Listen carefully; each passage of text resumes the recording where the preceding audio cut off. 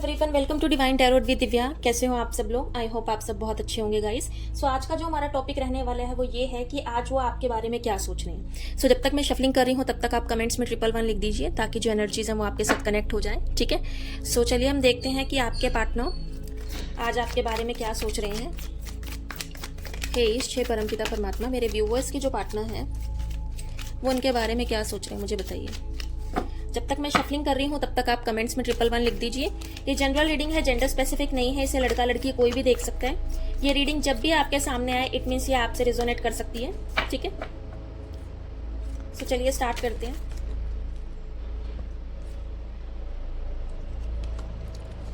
Give me 1 minute. सो चलिए हम start करते हैं। जब तक मैं शफलिंग कर रही हूँ तब तक आप कमेंट्स में 111 लिख दीजिए।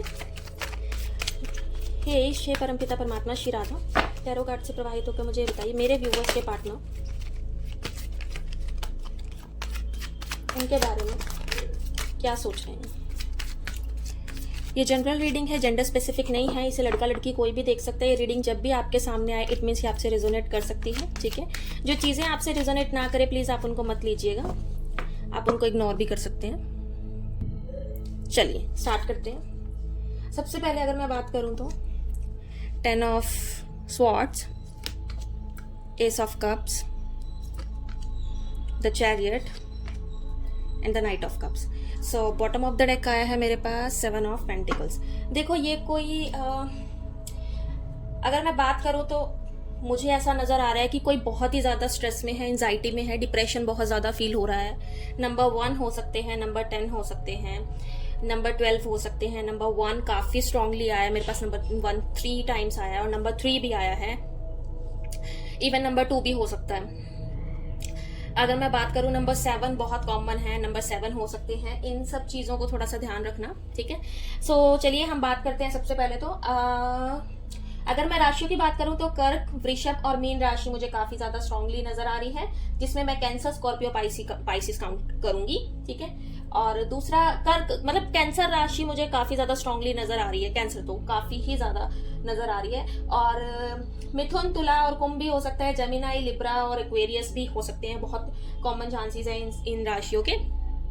चलिए फर्स्ट हम बात करते हैं। देखो आपके जो पार्टनर है वो बहुत ही ज्यादा, मुझे ऐसा नजर आ रहा है कि ईगो क्लैशेस बहुत ज्यादा हो रहे होंगे इस पर्सन के साथ आपके। ये पर्सन बहुत ज्यादा नेगेटिव नजर आ रहे हैं मुझे, इनका जो माइंड है बहुत ज्यादा नेगेटिव है। ऑल्दो इनकी बैक में बहुत ज्यादा पेन रहता होगा, स्ट्रेस बहुत ज्यादा रहता होगा इस पर्सन को। ईगो बहुत एक्सट्रीम लेवल पे होंगी, ये ईगो बहुत ज्यादा दिखाते होंगे। इनको अपनी चलानी बहुत ज्यादा पसंद होगी। ये इस रिश्ते में भी ना आपको कहीं ना कहीं ऐसे रियलाइज करा देते होंगे कि सारी गलती आपकी है। ऑल्दो आप इनके लिए बहुत ज़्यादा अवेलेबल रहते होंगे, बहुत ज़्यादा चीज़ें करते होंगे, लेकिन इनके माइंड में ऐसा चलता है कि ये विक्टिम कार्ड प्ले करते हैं। ठीक है, इनका जो थॉट प्रोसेस है वो हमेशा ऐसे, मेरी हेल्थ ठीक नहीं है, मुझे अच्छा फील नहीं हो रहा, मेरे साथ ये चीज़ें हो रही है, मैंने किसी का कुछ भी नहीं बिगाड़ा, मैं इतना अच्छा हूँ, ये सारी चीज़ें मुझे काफ़ी ज़्यादा नजर आ रही है। ठीक है, इनके जो एक्शंस हो गए वो बहुत ज़्यादा अग्रेसिव बिहेवियर बहुत ज़्यादा होगा, इनको गुस्सा बहुत ज़्यादा होता होगा। ये बोलते बहुत होंगे कि मुझे अपने करियर पे ध्यान देना है, मुझे अपनी हेल्थ पे ध्यान देना है, मुझे पॉजिटिव रहना है, बट ये पूरे अपोजिट होंगे। इनको बिल्कुल भी पॉजिटिविटी आपको फील नहीं होती होगी।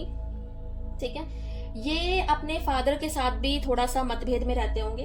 ठीक है, मैरिज में भी इंटरफेरेंस हो सकती है। अगर आप मैरिड हो तो आप देख रहे हो कि शायद फादर कोई फिगर हो जिसकी इंटरफेरेंस आपकी और इनकी मैरिज में हो सकती है। पार्टनर को इम्पोर्टेंस नहीं देते। ठीक है, ना इम्पोर्टेंस देने वाली चीजें मुझे काफी नजर आ रही है। ये इम्पोर्टेंस बिल्कुल भी नहीं देते होंगे आपको, ये अपनी बहुत ज्यादा चलाते होंगे और उस चीज को लेके भी ये बहुत ज्यादा परेशान रहते होंगे। ठीक है, इमोशनल ब्लैकमेल बहुत ज्यादा करते होंगे, बहुत ही ज्यादा इमोशनल ब्लैकमेल करते होंगे। मुझे ऐसा नजर आ रहा है कि ये पर्सन अगर कोई वेडिंग वाला देख रहा है तो इनकी मैरिज में कॉम्प्लिकेशन बहुत ज्यादा होंगी, बहुत ही एक्सट्रीम लेवल पे। नेक्स्ट अगर मैं बात करूं तो ये आपके बारे में क्या सोचते हैं। देखो इनको ऐसा लगता है कि इनकी थिंकिंग ऐसी है कि ये आप पे इमोशनली बहुत ज्यादा डिपेंडेंट है। ये अपने माइंड की सुनने की कोशिश बहुत करते हैं, बट इनको एंड ऑफ द कंक्लूजन ऐसा लगता है कि ये आपके बिना नहीं रह सकते। ये आपसे कॉन्वर्सेशन करना चाहते होंगे, आपके साथ नई स्टार्ट करने की कोशिश करते होंगे। ये ऐसा सोचते हैं कि शायद ये अगर आपसे कॉन्वर्सेशन करेंगे तो यू आर दैट पर्सन जो इनको हील कर सकता है, जो इनको वो पॉजिटिविटी फील करवा सकता है कि शायद ये आपको कुछ भी कह ले या आपके साथ कितना भी बुरा बिहेव कर ले, बट इनको ऐसा लगता है कि एट द एंड आप ही हो वो पर्सन जो इनको समझ सकता है, ठीक है। या आपके साथ कुछ नया स्टार्ट करने की भी सोचते हैं। इमोशनली ये पर्सन आपके साथ बहुत अटैच है, ऐसा नहीं है नहीं अटैच है। इवन ऐसा भी हो सकता है कि इनको ये आपको ब्लेसिंग्स की तरह देखते हैं, कि जब भी आपसे बात करने की कोशिश करे या कुछ भी न्यू स्टार्ट करे तो इनको बहुत फ्रेश फील होता है, बहुत अच्छा फील होता है, बहुत पॉजिटिविटी फील होती है।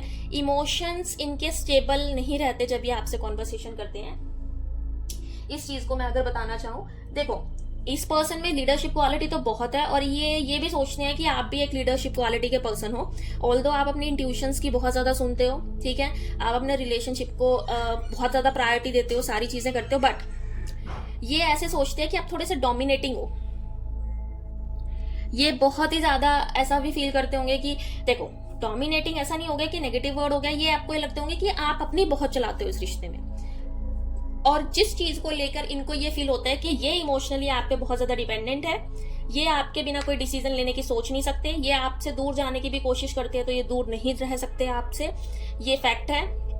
पर ये सोचते हैं कि आप बहुत ज्यादा पॉजिटिव हो, बहुत करियर ओरिएंटेड हो, लोग आपकी बात समझते हैं। आपको ना नेगेटिव पर्सन में पॉजिटिविटी ढूंढना बहुत अच्छे से आता है, ये सोचते हैं। ऑल्दो ये भी सोचते हैं कि समटाइम्स ऐसा हो कि पर्सन बहुत पॉजिटिव हो और आप फिर भी उसमें कोई कमी निकाल दोगे, तो इनके माइंड में वो थिंकिंग काफी ज्यादा चलती है। इनको ऐसा भी लगता है कि आपका हर एक चीज में इंटरेस्ट बहुत कम है, ठीक है। ये सोचते होंगे कि मतलब आप बहुत ज्यादा स्पिरिचुअलिटी की तरफ होते होंगे, कि आपको स्पिरिचुअल रहना बहुत ज्यादा पसंद है, बहुत पॉजिटिव रहना पसंद है, बहुत धार्मिक चीजें करना पसंद है, बट ये पर्सन सोचते होंगे कि आप बाकी सब चीजों में इंटरेस्ट नहीं लेते, ठीक है। और दूसरा अगर मैं बात करूं, ये ऐसा भी हो सकता है कि अगर आप बात कर रहे हो तो सडन कोई सेपरेशन का प्लान हो जाए, ये कह दे नहीं मुझे तो तुम्हारे साथ नहीं रहना, वो वाली चीजें भी इनके माइंड में बहुत सी चीजें चल रही होती है। इनको ऐसा लग रहा होता है ये ना हो जाए, वो ना हो जाए, मैं इस पर्सन पे बहुत डिपेंडेंट हूँ, मेरे इमोशन बहुत ज्यादा इन्वेस्ट है, कहीं ऐसा ना है कि ये पर्सन मुझे छोड़कर चला जाए, क्योंकि ये तो बहुत पॉजिटिव रहता है, ये तो बहुत ज्यादा स्पिरिचुअल है, ये तो बहुत लोग इनकी बहुत सुनते हैं। ये सारी चीजें इनके माइंड में चल रही होती है। ऑल्दो ये इन सब चीजों को लेकर बहुत ही ज्यादा कंफ्यूज्ड है, बहुत ही ज्यादा डिपेंडेंट फील करते हैं आपको लेकर।